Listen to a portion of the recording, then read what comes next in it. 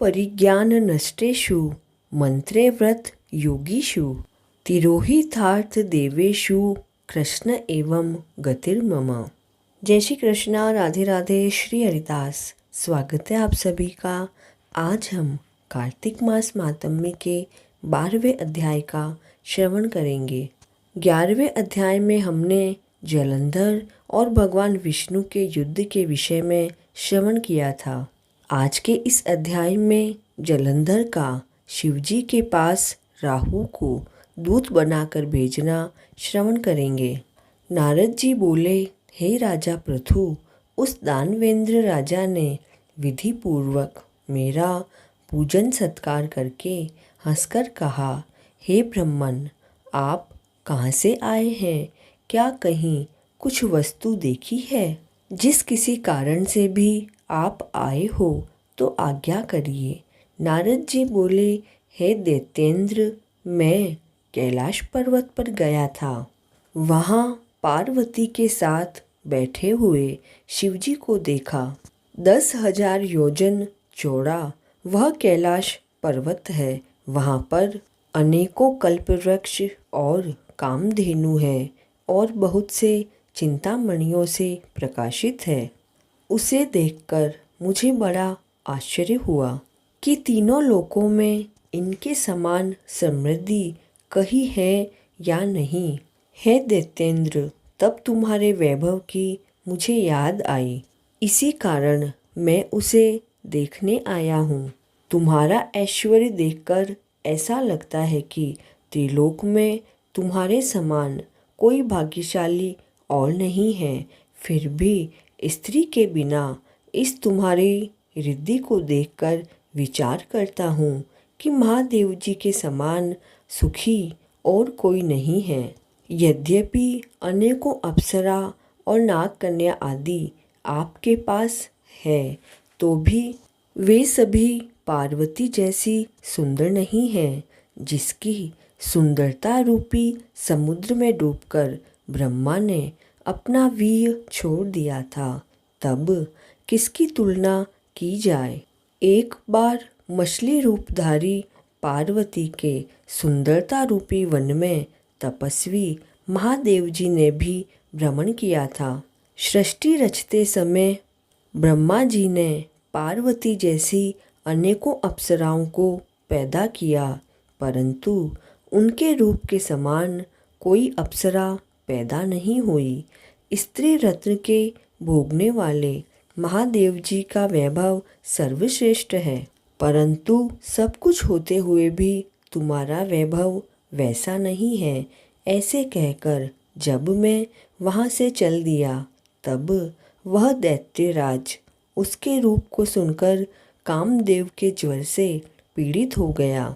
उसके बाद भगवान की माया से मोहित होकर सिंह का के पुत्र राहु को अपना दूत बनाकर महादेव जी के पास भेजा। उज्ज्वल चंद्रमा के समान कैलाश को क्षीण चंद्रमा की तरह अपने काले रंग से रंगकर वह राहु वहाँ गया। नंदी से निवेदन करने के बाद राहु महादेव जी के पास गया। तब शिवजी के पूछने पर राहु बोला, हे वृषभध्वज, त्रिलोकी के स्वामी, हे रत्नेश्वर, जलंधर की आज्ञा सुनो। शमशान निवासी, हाड़ों की मालाधारी दिगंबर, तुमको हिमालय की बेटी ऐसी सुंदर स्त्री किस कारण से मिली है? मैं रत्नों का स्वामी हूँ। पार्वती स्त्रियों में रत्न मेरे ही योग्य है। तुम जैसे नंगे जटाधारी भिखारी के योग्य नहीं है। नारद जी बोले, राहु के ऐसा कहते ही महादेव जी की मध्य भ्रुकुटी से एक ब्रज जैसा भयंकर पुरुष पैदा हो गया। उसका सिंह के समान मुख था, लहलाती हुई जीभ थी, उसके नेत्रों में ज्वाला थी, ऊपर को उठे हुए केश थे, सूखा शरीर था। इस प्रकार वह दूसरा नरसिंह जैसा लगता था। उसे अपनी ओर खाने के लिए आते हुए देखकर राहु डरकर भाग गया, परंतु बीच में ही जाकर उस पुरुष ने उसे पकड़ लिया। जब वह राहु को पकड़कर खाने लगा, तब शिवजी ने उसे मना किया कि यह तो मारने योग्य नहीं है, यह दूत है और यह पराधीन है, इसे छोड़ दो। शिवजी के ऐसे वचन सुनकर उस पुरुष ने राहु को आकाश में छोड़ दिया। फिर महादेव जी की उस पुरुष ने प्रार्थना की। वह पुरुष बोला, मुझे भूख लगी है, जिसके कारण मैं दुर्बल हो गया हूँ। हे देव, मैं क्या खाऊं, यह मुझे आज्ञा दो। तब शिवजी बोले, तू अपने हाथ पैर का मांस खा ले।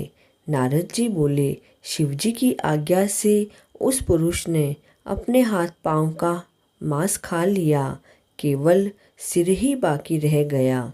यह देखकर शिवजी उस पर अत्यंत प्रसन्न होकर उस भयंकर पुरुष से बोले, हे कीर्तिमुख, तू सदा मेरे द्वार पर रह। नारद जी बोले, उसी दिन से वह कीर्तिमुख शिवजी के द्वार पर रहने लगा। जो पहले कीर्तिमुख का पूजन नहीं करते हैं, उनका शिव पूजन वृथा होता है। कीर्तिमुख द्वारा फेंका गया वह राहु बर्बर स्थल पर जाकर गिरा, इसीलिए वह क्षेत्र बर्बर नाम से प्रसिद्ध हुआ। फिर वह राहु अपना दूसरा जन्म समझकर जलंधर के पास गया और सारा वृतांत कहा। कार्तिक मास मातम्य का 12वां अध्याय पूर्ण हुआ।